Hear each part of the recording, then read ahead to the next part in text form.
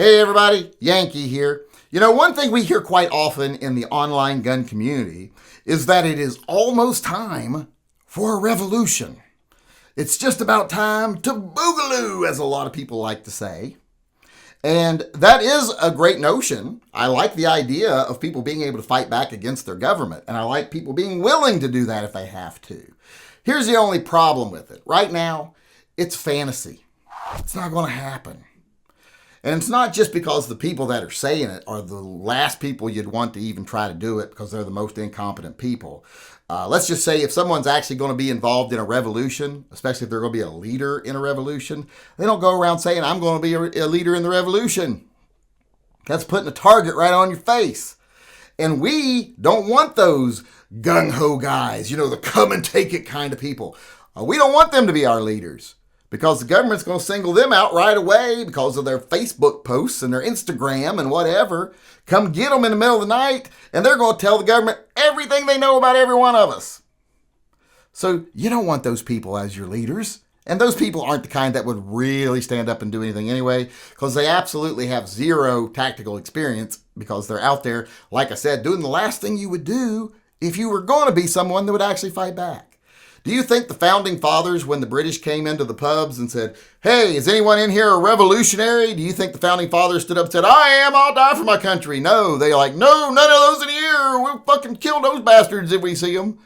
Because they had some brains. A lot of these people that seem to want to lead the boogaloos, I got no brains and nobody's going to be following them. But that's not why that there's not going to be any successful uprisings right now. The reason is there's no will of the people behind it. You need a will of the people behind a revolution. And right now, the gun community and the Second Amendment community doesn't have that. We've spent decades whittling down who we find acceptable in the gun community. For decades, we've had plenty of bouncers at the door of the tent, but no doorman, no one to welcome people, no greeters. We need more greeters, less bouncers and more greeters, because we've spent decades whittling down, people like saying, it's great that you like guns, but you're not conservative enough, you're not Christian enough, you're not white male enough, all kinds of things throughout the decades, to where we've gotten it now to where gun owners are the minority in this country. I know a lot of people labor under the false notion that, gun owners are really the majority in this country, there's so many guns. No, a lot of people have a lot of guns. Some people have none. Most people have none. And here's the thing. Even if you took all the people that own guns, let's say it's a third of the people even, and there's a lot of statistics that suggest it's not even that. And I'll go over that in a different video, but here it would just muddy the waters. Let's say it's a third of people. Well, how many of those people are actually activists and actually care about the Second Amendment? Probably not many of them. Most of them probably agree with some infringements. Even most people in this community right here agree with background checks. I don't agree with those. I'm an absolutist. So we would differ on that. So do you think all those people would be willing to go to war over gun rights? No, most of them would not. In fact, a big portion of them, I think, would be okay tomorrow if they said, yeah, nobody can get anything but revolvers and shotguns from now on. I think most of them would be like, well, good, because the wrong people were getting guns, and I already got mine, and mine are grandfathered in, so I'm fine with it. A lot of people would do that. So I don't know where our army's coming from, because we don't have the will of the people behind us. There's not a lot of people that are going to join. It's going to be a small force. Now, small forces can be effective, very effective. History's shown that. But here's the thing. You still have to have the people on your side. If during the revolution, if the majority of Americans that lived here, that lived in the continental U.S., were against the revolution, if the vast majority wanted to stay under English rule, we would have. A lot of people like to misrepresent that. There are only 3% of the people fought.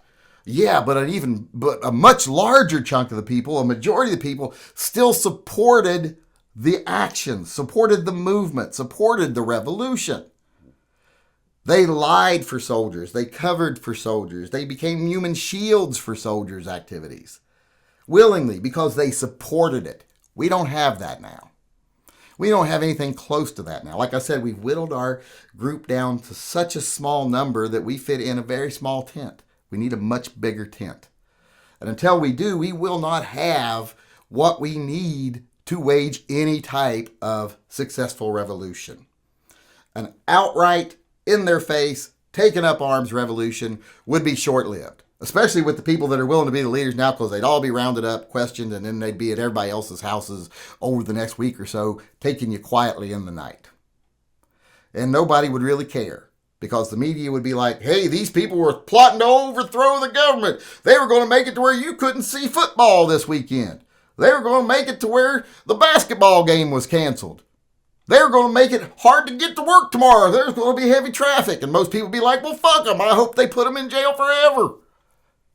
And that's the reality we live in right now. That's why it's so important that we need to start growing the tent of the Second Amendment. We need to start bringing more people in. We need to stop letting the divisive voices that have a vested interest, financial interest in maintaining division, maintaining fear, maintaining panic. We need to quit letting them be the voices. The guy who doesn't want everybody to get along because when they're upset and scared, he makes more money off his discount code. That's not who you want to be the voice of the gun community, period. The people who think, oh, our membership is down now and my salary might not be able to go up by a couple $100,000 more next year if I don't get some more people scared enough to join and give us dues. We don't want those people leading the group. But unfortunately, they do right now. So unless we change that, there's no chance for a boogaloo right now, because we just don't have the people behind us.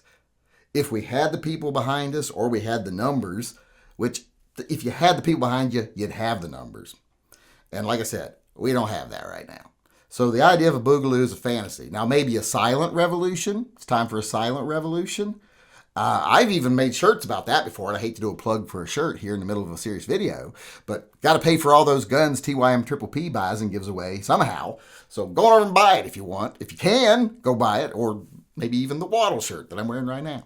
But getting back to the topic, like I said, maybe a silent revolution right now, as in we need to stop obeying these unconstitutional gun laws. That would be a good step right now. And if we could start calling the government's bluff and making them start prosecuting people, giving us standing to fight back in court and present a good face to the public of, hey, we're just trying to exercise our Second Amendment rights and we care about this country and this is what they're doing. We can make that more visible. Then we might have a chance.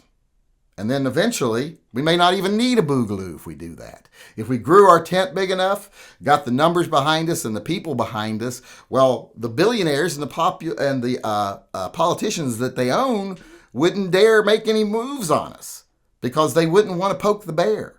But right now, we ain't a bear. Right now, we're at best an angry chipmunk over in the corner, and the politicians ain't afraid of us, and the billionaires ain't afraid of us. Because we don't have the masses on our side. Those are the people they're afraid of, the masses. The 1% is afraid of the 99%. And unless we can get the 99% to be on our side, which we haven't done, most of them are indifferent. And like I said, indifference is the worst emotion because you can't motivate indifferent people to do much of anything. Like I said, they'll be more worried about whether the ball game's going to be postponed or whether it's going to take an extra 10 minutes to get to work tomorrow than they are if you're actually fighting for the right thing. So until we can get to that point, a silent revolution is the most we can do until we get the people on our side, because that's when the politicians will fear us, the billionaires will fear us, and that's when we'll have the power again in this country.